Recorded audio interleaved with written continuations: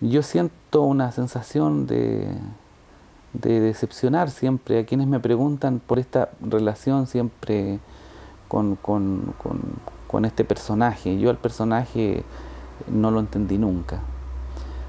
Muy posteriormente fui amigo bien profundo de Matilde Neruda.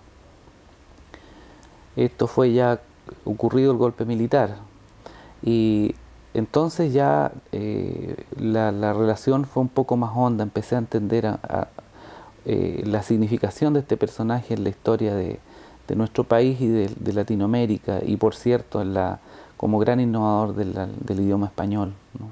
La primera consecuencia que tuvo aquello fue que posteriormente al golpe nunca pude ejercer en ningún trabajo remunerado. Nosotros teníamos, lo supe posteriormente, fichaje en el regimiento Tucapel, en el regimiento en Temuco, de tal manera que existía un procedimiento de que no podíamos tener ningún trabajo. Mi mujer es profesora de literatura y jamás pudo ejercer como profesora. Es decir, el fascismo tiene caras semejantes en todas partes. Y en una ciudad tan reaccionaria como es Temuco, lo sigue deteniendo de manera más solapada. No obstante aquello, y a las dificultades que yo asumo como poeta y como escritor, que no pretende ni remotamente compararse con nadie, ni para mejor ni para peor. Asumo de que hay una cuestión vocacional que no puede evitarse. Uno en algún momento de la vida tiene que darse cuenta que hay cosas que hace menos mal que otras. Es lo que me ocurre. La escritura la asumo no como un acto de arrogancia, más bien como un acto de sobrevivencia. Y mis circunstancias son estas y no otras.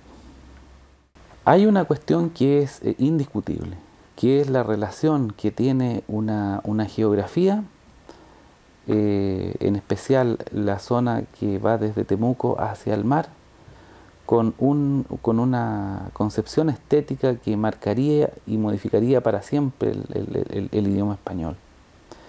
Este componente del erotismo, esta asociación del cuerpo de la mujer con una geografía que van mezclándose diciendo una misma cosa, todos los elementos que conforman el erotismo inicial, fundamentalmente de 20 poemas de amor.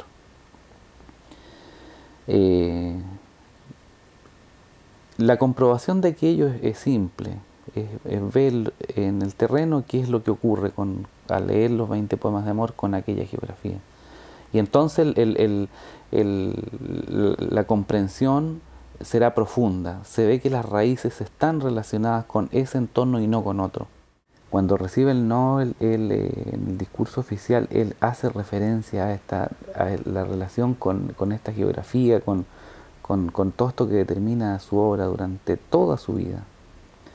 Pero hay momentos particularmente significativos en donde él menciona la presencia de esta región en la creación de su obra.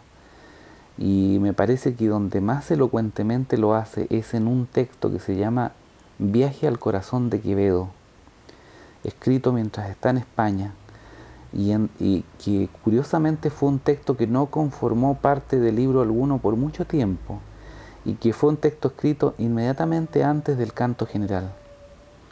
Entonces él, estando en España, se da cuenta de que pertenece a España, pertenece culturalmente a España, pero también en ese instante se toma conciencia de una dicotomía que existía en él muy fuerte, y entonces añade: pertenezco a un pobre pedazo de tierra austral, asumiendo entonces esta doble composición cultural que tiene. Por una parte la conformación lógica, occidental, producto de lectura, de esta relación temprana con Quevedo, qué sé yo. Y por otra parte está esta relación con un mundo que proviene de una cultura que proviene de una lengua ágrafa, que no tiene escritura, y que sin embargo es capaz de permanecer por miles y miles de años intacta, y cuyo lenguaje es el lenguaje de una naturaleza que es capaz de transmitirle todos los elementos que conforman una cosmovisión indígena ancestral. Ahí yo creo que se forma el gran fenómeno literario llamado Neruda, cuando él se asume a sí mismo y ve que estas dos vertientes nutren su ser.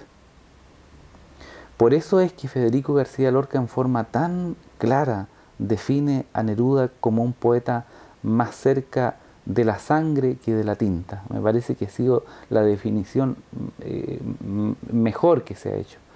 Como un hombre más cerca de la pasión o del corazón, de las emociones. Pero, como dicen nuestros indígenas mapuche, la mayor expresión del ser humano se produce cuando mente y corazón cantan al unísono. Ese fenómeno se produce en Neruda cuando acepta su dicotomía. La interpretación de la vida y de la obra de Neruda se efectúan a partir de datos biográficos equivocados. Y es interesante conocerlo, porque la demostración de la animadversión de mi bisabuelo hacia cualquier vocación artística no solo se manifestó con Neruda, se manifestó también con mi abuelo, cuando le es otorgada una beca al Conservatorio de Música por sus magníficas condiciones de canto, y esto significó una golpiza que produjo un trauma de gran importancia en mi abuelo. Bueno, también es necesario entender también cómo se efectúa el proceso de introspección, que yo he denominado tal vez con un exceso de audacia como alquimia. Pero a mí me parece que esta palabra tan llena de significado y tan llena de magia tiene que ver un poco con el proceso que vivió el joven Neruda o el niño Neruda. Cuando en una precariedad económica, en una precariedad tal vez incluso emocional, él tiene que necesariamente hundirse en el mundo de la poesía, inventar incluso una nueva concepción diferente y hasta revolucionaria si se quiere, ¿no? Neruda se refiere a eso también cuando van a buscar a esta hermanita y hundidos en un tren en una especie de sueño. Siempre fue muy lindo el relato que él hace, porque él nunca podía determinar si era un sueño o era real. Lo único que él de pronto se encuentra con esta hermanita y para él es una alegría. Y curiosamente se produce entre estos dos hermanos menores una complicidad que los acompañaría para siempre. Y curiosamente también yo he tenido una relación con esta complicidad hasta en las últimas cosas, que a mí me ha sorprendido mucho. En el proceso de investigación que yo hice, di con una copia de los originales de estos primeros poemas que escribió Neruda, que fueron editados por Planeta el año 96 y que tenían alrededor de 150 o más poemas inéditos de esta primera etapa. Y daban testimonio en que muchas veces la caligrafía de estos poemas era de mi tía Laura. Entonces ahí se demuestra de que la complicidad que existió entre ellos fue siempre muy fuerte. Este mundo poético era compartido con su hermana, con la única persona. Y los lazos afectivos estuvieron siempre presentes en toda su vida, hasta en el momento más importante, que es cuando recibe el Nobel. Claro, dulce como la tímida frescura del sol en las regiones tempestuosas, le dice. Bueno, las referencias que hace a su madrastra, la mamadre, son innumerables. Pero es curiosísimo ese personaje, ¿no? Es un personaje tan silencioso que cuando uno ve, casi puede ser personaje como de poesía, ¿no? Porque es un ser casi translúcido. Pero lo que yo estoy diciendo es que mi abuela era un ser de una ternura enorme. Era de una ternura enorme, pero también de una mujer que fue joven y tuvo pasiones enormes también. Porque la primera situación que se logra determinar en esta investigación está en que, siendo una adolescente, ella tuvo otro hijo anterior. Ese hijo, curiosamente, fue asumido por otra familia, también amigos, eran toda una especie de clanes que existían aquí. Los Ortega, los Reyes, los Mason, y vivían todos juntos. Aquí ocurre una cosa que realmente ya esto ya parece culebrón televisivo, pero es cierto. Este hijo que nace, que fue asumido por otro hogar para poder entender un poco el asunto, se llamó Orlando Mason y fue el primer hombre, el primer diario que fundó en Temuco fue el diario La Mañana, hecho por Orlando Mason. Ahora, Orlando Mason era poeta y fue de alguna manera el arquetipo que Neruda, al que Neruda siempre quiso llegar en su infancia. Siempre él idealizó en este hermano que él no sabía que era hermano, o hermanastro si tú quieres, ¿no?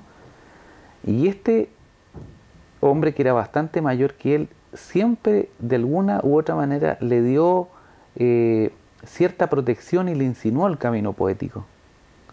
Y aquí aparece una cuestión, un documento que es bastante elocuente. El primer artículo de Neruda sale cuando él tiene publicado recién 13 años y es en el diario La Mañana.